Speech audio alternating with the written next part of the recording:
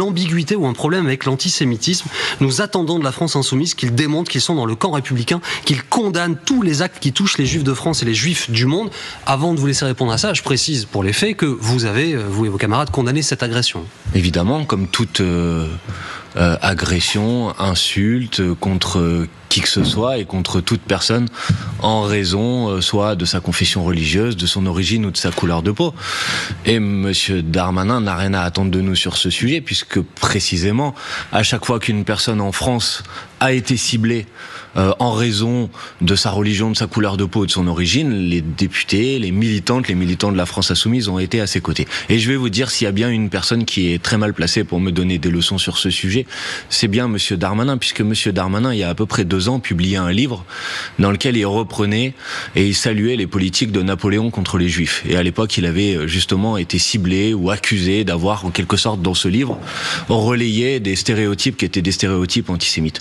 Donc franchement, je n'ai pas de leçon à recevoir de monsieur Darmanin. Mais est-ce qu'à chaque fois qu'il va y avoir des actes antisémites en France, et malheureusement il y en a de plus en plus, on va vous poser la question, est-ce que cette phrase de l'antisémitisme résiduel qu'a écrite Jean-Luc Mélenchon, elle va vous accompagner encore pendant des mois et des années? Monsieur Boursier, s'il vous plaît, est-ce que vous savez que la semaine dernière au Sénat, monsieur Retailleau a dit que l'antisémitisme était résiduel à l'extrême droite? Et est-ce que quelqu'un lui a fait quelques reproches que ce soit, alors que le rapport de la CNCDH est très très clair sur ce sujet? Il a été publié il y a quelques mois, et il dit que si malheureusement l'antisémitisme existe dans la société dans son ensemble, les préjugés, les stéréotypes antisémites sont malheureusement surreprésentés à la droite et à l'extrême droite de l'échiquier politique.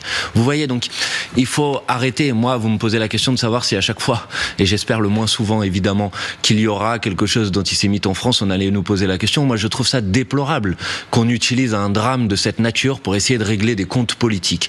Donc, la France insoumise, elle a toujours été présente pour dénoncer toute forme d'action antisémite, comme d'ailleurs toute forme d'action raciste de quelque nature que ce soit. Y avait-il des élus LFI, c'est une vraie question, oui, j'ai pas la réponse, à la mobilisation pour Boualem Sansal hier? Je vous réponds. Je croyais que vous alliez me parler du rassemblement, de solidarité avec le rabbin d'Orléans qui avait lieu à Orléans, et sur ce sujet, je vous réponds.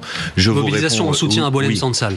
Je ne sais pas, je ne crois pas qu'il y ait eu des députés de la France insoumise, mais les députés de la France insoumise, les eurodéputés de la France insoumise, l'ensemble des dirigeants de la France insoumise ont toujours pris position de manière très claire sur ce sujet, en disant qu'évidemment on ne pouvait pas accepter qu'un écrivain, qu'une personne soit enfermée en raison de ses opinions politiques, quelles qu'elles soient d'ailleurs. Est-il vrai que personnellement, je ne les partage pas. Est-il vrai que les élus des LFI ont voté contre une résolution en commission qui visait à soutenir Boualem Sansal? Non, pas du tout. Il y a eu une résolution en commission des affaires européennes à l'Assemblée nationale, dans lequel c'était une sorte de melting pot, dans lequel il y avait effectivement une demande de libération de Boualem Sansal, mais il y avait aussi par exemple une menace de suspension d'un accord d'association qui existe entre l'Union européenne et l'Algérie. Et nous avons proposé un amendement pour dire, faisons une résolution qui se limite à demander la libération de Boualem Sansal. Vous ne voulez pas durcir le ton, vous ne voulez pas des représailles proposées par Bruno Retailleau? Ce n'est pas que je ne veux pas des représailles, c'est juste que je pense que c'est totalement inefficace, y compris si notre objectif est d'obtenir la libération de cette personne. Regardez la preuve.